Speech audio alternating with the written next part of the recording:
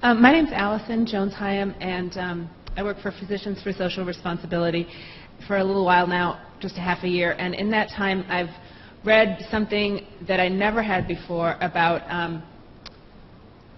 microfiber pollution. And my understanding of that, and I guess I'm asking our last speaker, but I almost asked this earlier when there were some other panelists up there. In terms of the non-organic fibers that we wear and use to cover ourselves and homes and shelters, when it breaks down, apparently what I started reading about was if it's breaking down into sort of an inert tiny particle, that's quite damaging to ocean wildlife and has potential massive impacts, and I'd like to know more about that. Thank you for that question. That's a very good question. Not only microfibers, but all of the plastics, especially those that they are advertised as biodegradable, they break down in smaller molecules that it could be dangerous and seeps into the groundwater and those things. That's the reason that I don't advocate biodegradation of the material. I advocate reusing, recycling, and upcycling the material, rather than coming with something that breaks into a smaller component that I don't see it, and I think it's gone away, but really it didn't go away, and it can go to the water system, it can get to the food chains and those things. So I'm against biodegradation of plastics, and I'm for recycling them.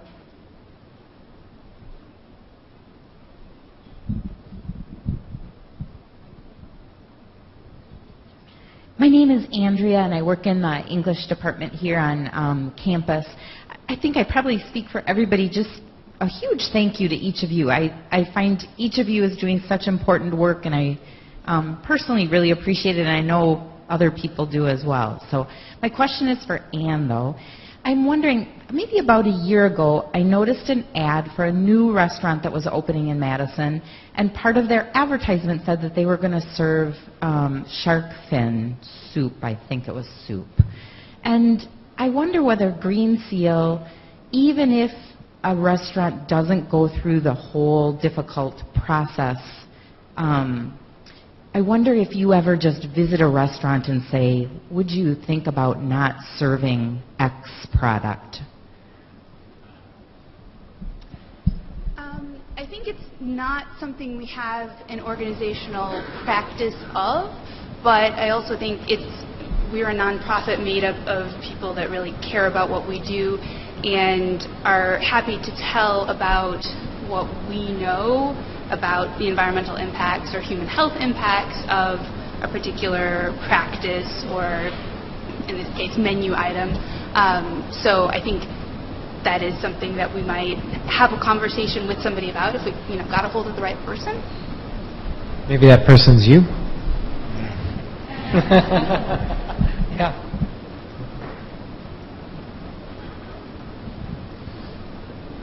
Hello, my name's Michelle, and I'm thinking about the color blue, indigo. And I wonder if, from today's perspective of carbon footprint, if you might reflect on the sourcing of the synthetic dye, because in the presentation it seems to me more efficient to use a synthetic dye, but maybe I'm wrong, and I'm not sure. I'm wondering what that looks like if you think of a factory that makes it. So. They are based on petroleum. They are based all synthetic dyes. Their root goes back to petroleum. That's true. But 98% of indigo that is used and people are using them are synthetic. Only 0.2% really, or 2% of it is natural. But remember one thing, even those people that they are indicating that they are using indigo in a natural ways, they have to use urea in order to bond it. In past, they would collect their own urine and use it. But how many of us we want to do that? To collect our urine to do indigo. That's not we are doing, because it's not correct anymore. So those people have to buy urea based on petroleum-based chemicals. So again, it's not 100%. That was a good idea when you had a small village and you had one clothes and you were gathering from the same place and you were using it. But now it really is not efficient.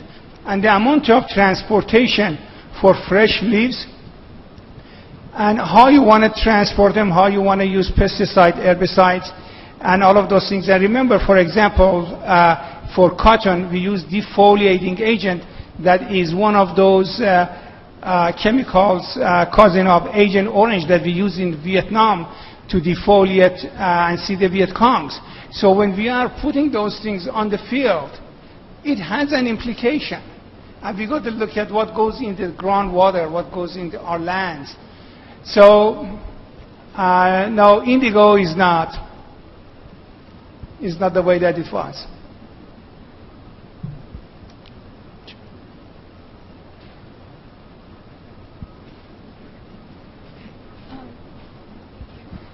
I'm Jordan, and I had a question for Valerie. Do you think that insects have a future in urban agriculture in the United States? Yeah, that's a great question, and I definitely think so. There is a group out of Canada called Aspire that actually won the Holt Prize a couple years ago, and they are working with cricket production in urban slums in Mexico. So it's taking off in Mexico a little bit, and there's a lot of research looking at that there. And there's also a company called Tiny Farms out of San Francisco in the United States that's encouraging Americans to get into farming insects in their homes and integrating small-scale micro-livestock farming as a side stream to urban agriculture activities. And actually, something I didn't get to mention in my presentation is that, like other animals, the waste from insects is an incredibly good fertilizer. So insect frass you can actually buy on Amazon for quite a bit of money and put it on your vegetable garden, and it's a bloom stimulant. So I think there's plenty of space for insects in urban ag in the United States, and I really hope that it takes off. So if you're interested, let's talk about it. Hi, I'm Jessica Spade. I'm a sociologist that studies sustainable food systems, and of course I'd love to hear more about the social side of sustainability from each of you. And specifically, and this is kind of a big question, so if you don't have a good answer, that's fine.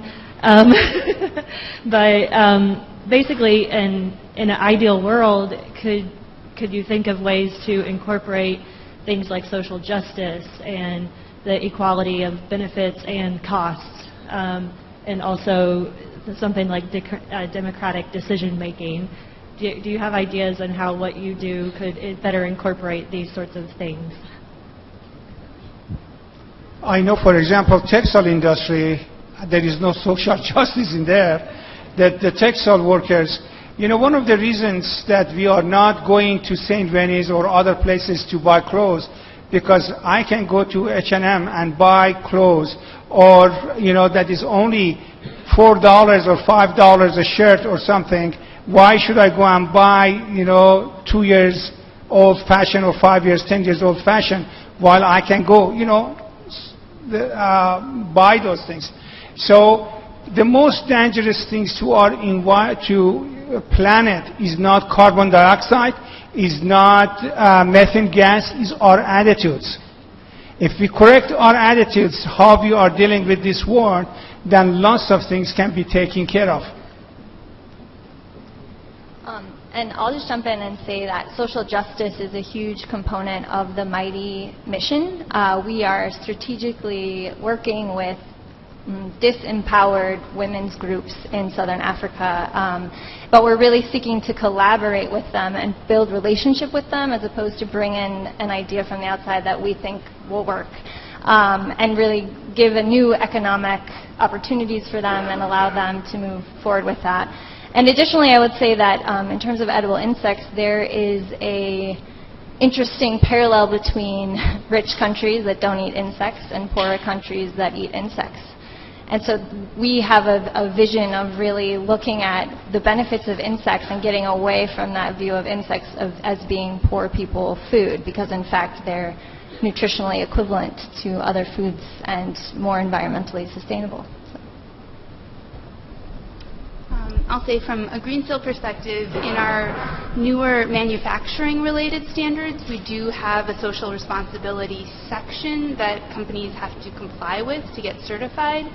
And some of these are sort of baseline things in the U.S., safe workplace, which may or may not be the case if we're certifying a company from a different country.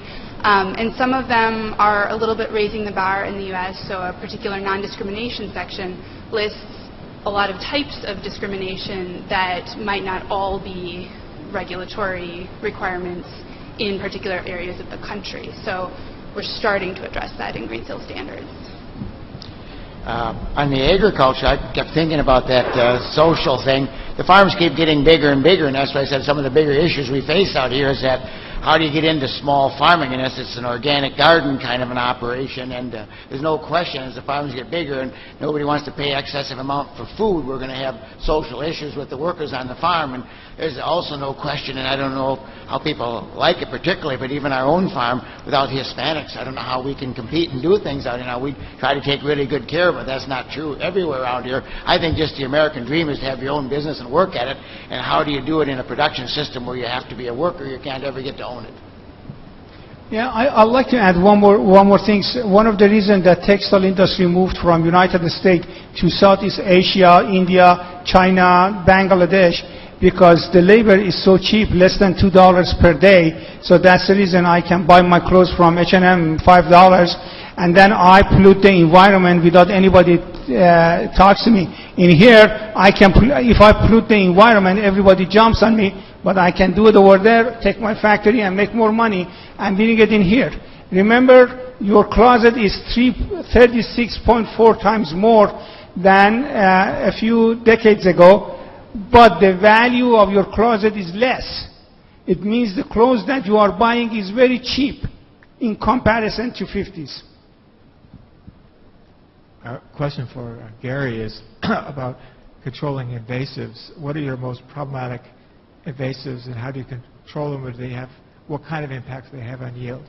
I'm sorry, what kind of bases? Invasive species. Oh, I see, into the agricultural world. In our farming systems, I guess probably how we manage the land and how we manage our crops out here, I haven't seen, I think when we start having, our issues are going to become with plants, and we start selectively poisoning out some and not the rest, and we have a competitive world, and as we change soils and change soil health, we get different kind of plants out there. I know I was in South Australia, and they got fog grass as an invasive species on the pastures. When you change fertility of the land, it went away. So we got them there because they're an opportunity and fit that situation. And can we change that situation what they grow under, we would have less issues with that. Thank you. Okay. My name's Kermit Hovey, and what I'm going to do is I'm going to try to boil down the takeaway for how you can tell if the choice is sustainable that I heard from each of you, and ask you to respond, either to elaborate or clarify. So I think I heard buy synthetic, not natural fabrics or clothes. I think I heard eat bugs.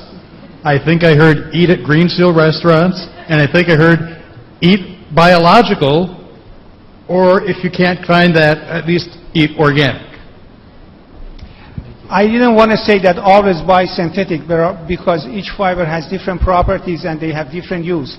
But I don't want people just go and say always buy natural and think they are doing a service to the environment. That's not true. So, depends to the end use. There are so many properties that we want for the material, such as for our firefighters, for our,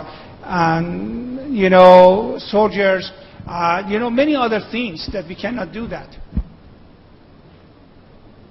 Yeah, and I would just add that eat bugs was the main message, so great job picking that up. But also that I think Mighty looking at insects as kind of just an alternative and thinking about food systems differently and thinking broader than we are currently is kind of where I'm coming from as a researcher. So considering something that sounds crazy at first, but when we actually dig down into it, it has a lot of potential there.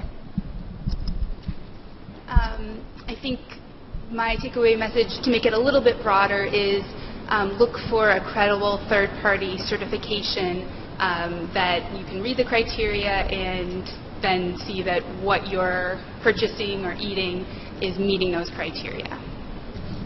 And I think on the biological farming side, see, what we have is a cleaner system of farming, and I say the only way you can possibly support it as a consumer or a researcher or someone else, if you buy organic and buy grass-fed, that puts the dollars, just like I said, forcing the farmers to change to a different system. Now, buying local, I always say every farmer's local to someone. You got to make sure they know how they farm, and how are you going to know that just by saying it's local? And so I say organic at least is a farming system that has been recognized, defined as a federal government program, and they will get better and better and better if more people do it, and it'll force the other ends, just like General Mills now is being really forced by Walmart to reduce their carbon footprint, and they're going to head toward biological farming. That's the direction they're driving that thing, and so all those things make a huge difference out here, and just like I said, I don't know if we can feed the world with grass-fed beef, but it sure focuses on nutrition value, quality, and what we're doing with all our grain, and so I think that's how your dollar can do the most good in the food world.